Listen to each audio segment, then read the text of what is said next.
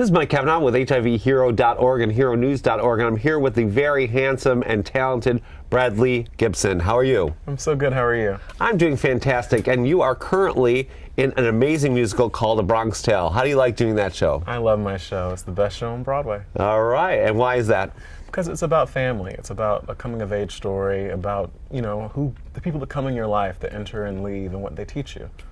I think it's great. So tell us about how this whole concept of this musical started and Robert De Niro's involvement in it. Oh, wow. Well, Bronx Tale is based on the life story of our writer, Chaz Palminteri, who is Calogero, C. He wrote this play as a one-man show back about 25, 30 years ago when he was an actor in LA, and he started performing it, and it became the hottest ticket in town.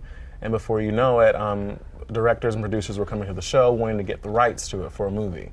But he refused to make a deal unless they would agree to let him be to write the screenplay and play Sonny. The first person to let him do that was Robert De Niro, who was looking for a piece to make his directorial debut, so the movie was made. Wow, that's pretty amazing. So Robert De Niro, this was his directing debut for a Broadway musical. How was he to work with? Well, tell us some things about it. Robert De Niro, who we call Bob, I call him Bob. It's kind of weird even saying Robert De Niro, I just think Bob.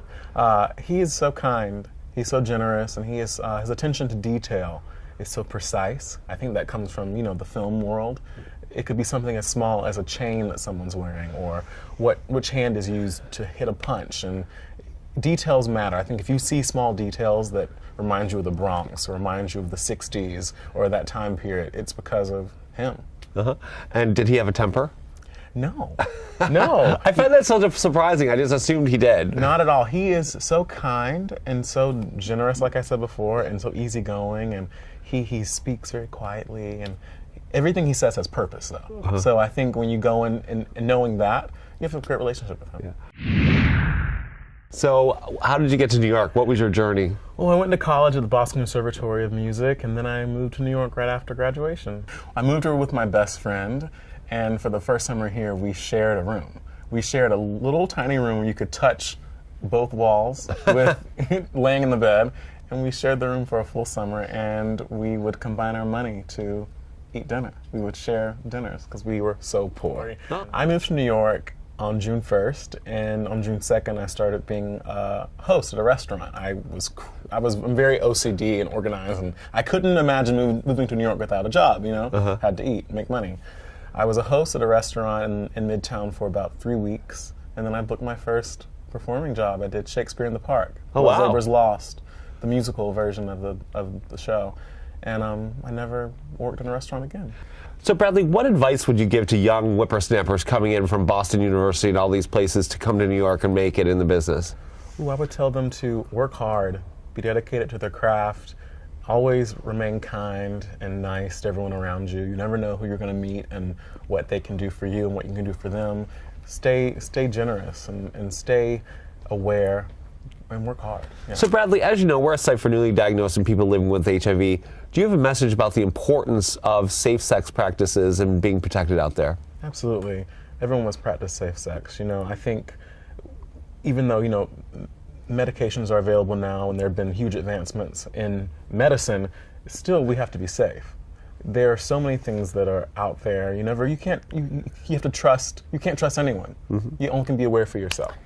There are a lot of new tools to help you stay protected and safe, and one of them is PrEP. We actually have a PrEP video on HERONEWS.org. Check it out. But please remember that if you are on PrEP, it does not protect you against different STDs like gonorrhea, hepatitis C, and syphilis. So Bradley, now we're going to play a little game. This is called Either Or. So without thinking, you say one or the other. Okay? Are you ready? I'm ready. It's time for America's new game show, Either Or, with your host, Michael Kavanaugh. Single or relationship? Relationship. Excitement or relaxing on a date? Relaxing. Rock and roll or classical? Classical. Science fiction or romantic movie? Science fiction. Working out or sleeping in? Sleeping in. Beach vacation or city vacation? Beach. Being serious or being silly? Silly. City or country? City. Boxers or briefs? Briefs. All right, now we know how he likes to hang. So Bradley, you are part of the highly anticipated and very successful Rocky here on Broadway. Can you tell us about that experience?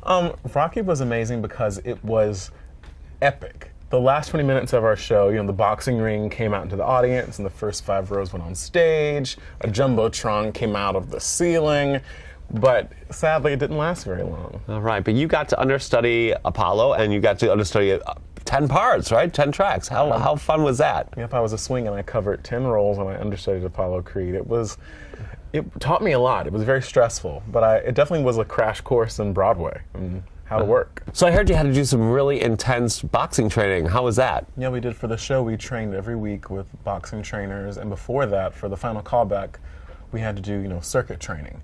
And people actually had to leave because they were vomiting. That's how crazy it was. So Bradley, I'm so glad you agreed to be our Broadway Hero of the Month. Please go see him in Bronx Tale. He's totally amazing in it. And I think you're going to have a great career. It's just started, and you're already getting shows. You've got 2 Broadway shows under your belt, and I think your career is just going to go up from here. Well, thank you so much for having me. It's been a joy. Have fun.